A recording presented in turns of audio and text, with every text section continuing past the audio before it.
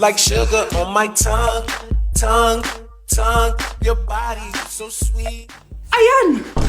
Kaya pala ang laki ng bill ng kuryente natin. Nakabukas pala na matagal yan. Anay, uso kasi to yung sugar on my tongue. Sugar on my... ganun. May alam din ako uso na pwede mong gawin. Talaga, Nay? Ano yun? Gagawin ko. Walang baon for a day. Ipambabayad ko sa kuryente yung baon mo. Nay naman eh. Ito na, isasara ko na to. Huwag mong babawasan baon ko ah. Akin na nga tong cake na to. Sige na, pumasok ka na sa kwarto mo.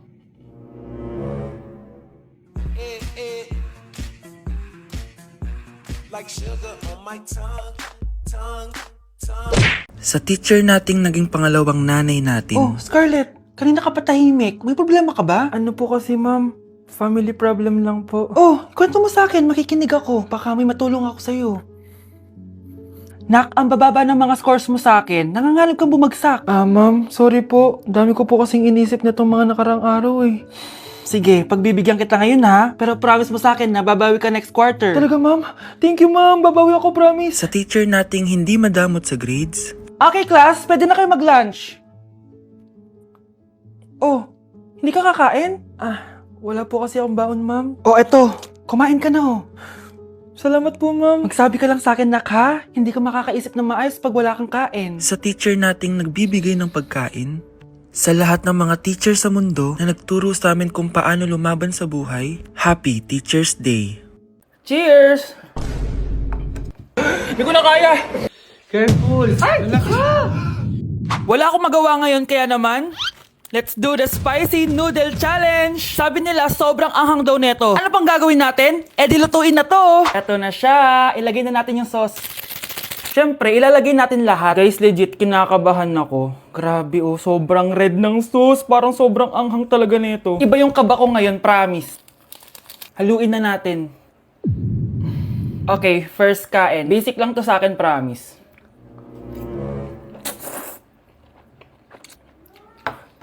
Parang wala lang. Napaka-basic. Parang level 1 lang siya. Wala siyang bahid ng kaanghangan. Guys, uubusin ko to para sa inyo.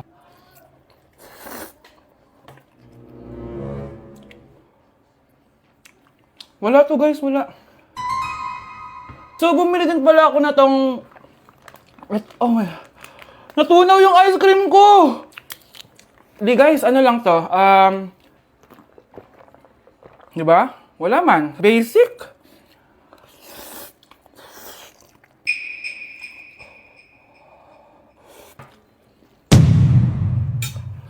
Wala naman.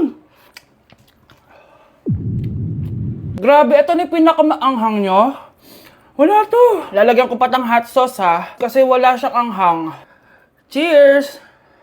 Oh my God!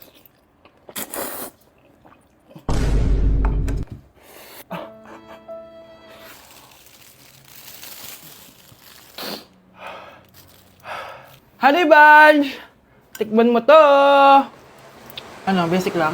Yes. Guys, malapit ko na siya maubos!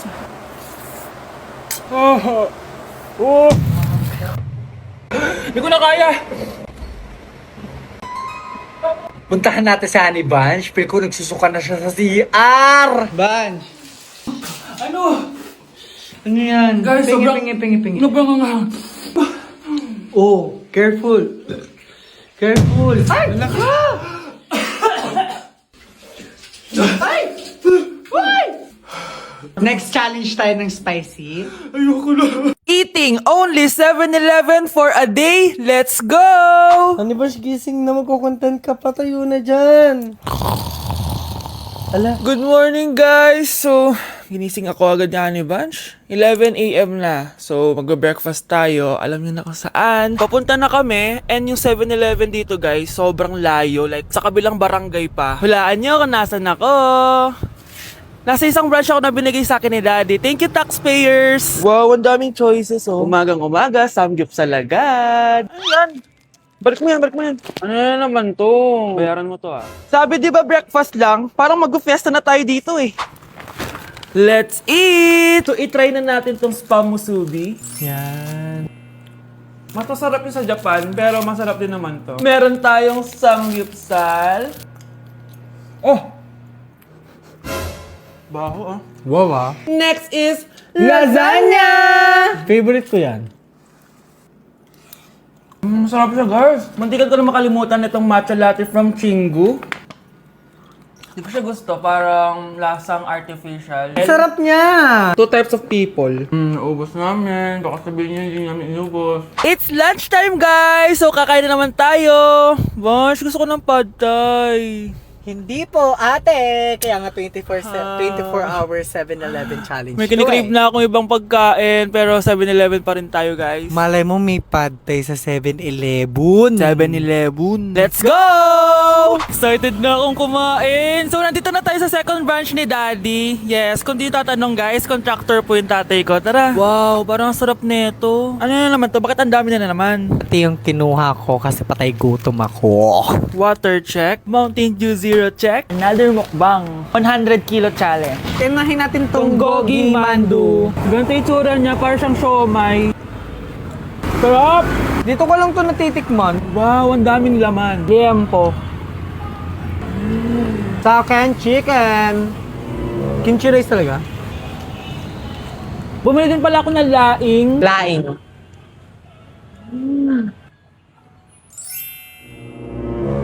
Hindi ko siya bet. Pwede dessert? May dessert pa?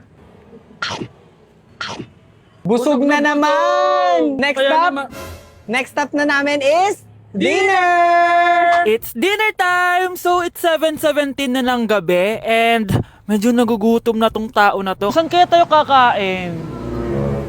Ayan, saan pa ba? May sisig, oh. Let's eat this. Guys, may Bicol Express. Okay, mukbang na naman. Kuya, pabili nito lahat. Okay guys, mag-haul na naman tayo, no? Tara! Guys, una natin titikman nitong chicken fillet nila. Parang Parang family chicken nga. Sarap. Tikman na natin ng bulgagi. Mmm. Sarap, di ba? Sarap! Unboxing! Sana secret. Oh my gosh! Ang sarap nito! Ngayon lang namin na-explore yung mga pagkain sa 7-Eleven sa Pinas. Sausaw natin to sa sabaw ng Bicol Express.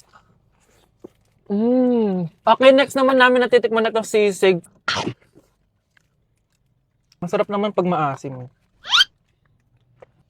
Grabe guys, nabusog talaga ako, malala. Kaya naman, kung may challenge pa kayo guys, i-comment nyo lang dyan at gagawin namin yan. So yun lang guys, thank you for watching and see you on my next vlog. Wow, vlogger. Anak, nakita mo ba yung cellphone ng tatay mo? Nilagay ko dun sa loob ng kabaong niya bago siya ilibing. Ha? Ba't mo naman ginawa yun, anak? May mga importante laman dun. Baka sakaling buhay pa siya para matawagan niya ako. Ay, Diyos ko talaga tong batang to.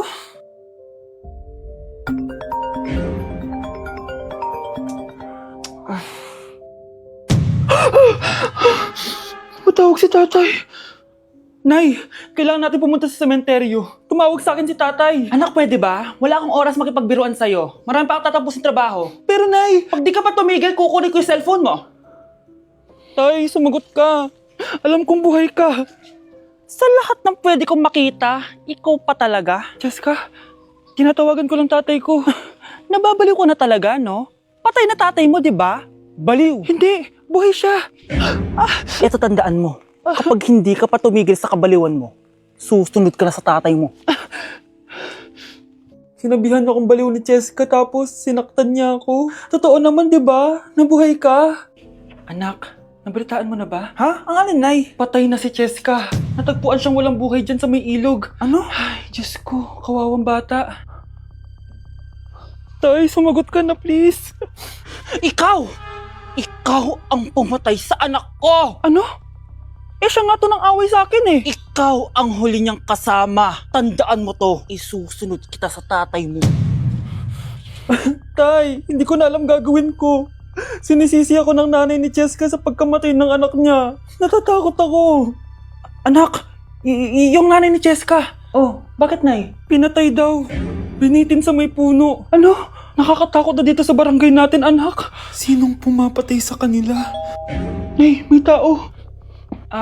Sino po sila? Magandang araw po. Ako po si Detective Jason. Ako ang may hawak sa investigation case sa pagkamatay ni Cheska at ng kanyang nanay. Bakit kayo nandito? Dahil dito.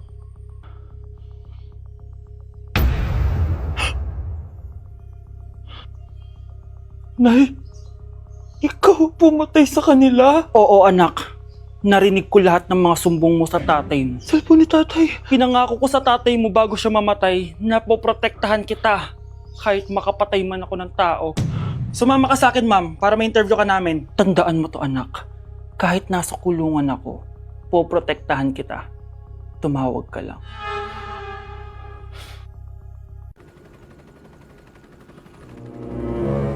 OMG, grabe yung baha, oh. For sure, marami naman nakurakot si Dad. Paldo! Oh, Cheska, ba't ang aga mo? Di ba traffic kasi baha? Ay, opo ma'am, baha nga po eh. Kaya pinag-helicopter na ako ni Daddy para safe ako. Kawawa nga po yung mga tao eh. Wow, sana all. Ah, yes Daddy? Opo, nandito na po ako sa school. Yung baon kong 1 million ha, send mo na. Ha? 1 million yung baon niya? No! Binasa mo yung Chanel bag ko! Sorry, Cheska. Alam mo ba kung magkano to, ha? 600,000 to! Mas mahal pa to sa bahay nyo! Napakamahal naman yan. Whatever. Papabili na lang ulit ako. Salamat ka, mabait ako. Nahiya naman tong 300 peso na bag ko. Be, tara sa kantin. Nag-crave ako ng siomay tsaka ng kwek-kwek. Tara. Pwede bang sa Wolfgang na lang tayo mag-lunch? Hindi kasi ako sanay sa mumurahing pagkain. Be, anong kala mo sa akin? Anak ng CEO? Ano ba yan? Hindi ba kayo binibigyan ng allowance ng daddy nyo? Ako na nga lang. Hindi ka naman ganyan dati. Okay, class. Si Cheska na ang bago nating treasurer. Ma'am, wag si Cheska. Kukurakutin niya lang yung class funds natin. Parang tatay niya. Flood control, ayaw. Gastos, gusto. Kaya mayaman si Cheska kasi korap ang pamilya niya. Ang laki ng tax na binabayaran ko. Sa Disney Princess pala natin napupunta lahat. Habang kami, binabaha na dito. Ikaw pa helicopter lang. Wow, napaka-lavish mo naman. Tsaka, pairam muna ako nito Chanel bag mo ha. May ambag din ako dito, no? Hindi kami titigil hanggat walang nakukulong. Deserve niyong magdusa. Hala, nalipat na naman ako ng classroom. Bakit kinder rin nakalagay dito? Saan yun? Ba't puro mga bata yun nandito? Hi mga bata! Ang lesson natin ngayon ay addition. Sino dito ang makakasagot ng 1 plus 1? Ang dali naman ng lesson dito. Ah ma'am, 1 plus 1 is equals to 2. Correct! Mga bata, 5 claps para kay Scarlett. Hindi niyo ba alam yun? Mga bata, science na tayo ha? Ilan ang planeta sa solar system natin? Ba't walang nagtataas ng kamay? Ah, ma'am, there are 8 planets in our solar system. Correct! Siguro nag-a-advance reading si Scarlett. Lo, ba't parang walang alam yung mga kaklase ko? Okay, tatatakan ko ng star sa kamay ang makakasagot neto. What are the primary colors? Ha? Ba't ang dadali na subject dito? Last sem, nag-research lang ako eh. Ma'am, the primary colors are red, blue, and yellow. Wow! Mukhang may magiging top 1 na tayo ah. Hala, mukhang magiging top 1 pa ako dito. Ah, namali siya ng classroom. Scarlett Iha, namali ka daw ng classroom, oo. Lumipat ka na lang dun sa grade 12. Ano? Siya ba'y napunta sa kinder? Alright, may bagong dating tayo, class. Miss, pwede mo bang sagutin itong nasa blackboard? Ano yan? Madali lang yan. Madali? Sir, babalik na lang pala ako sa kinder. Buti ba doon magiging top 1 ako? Bye!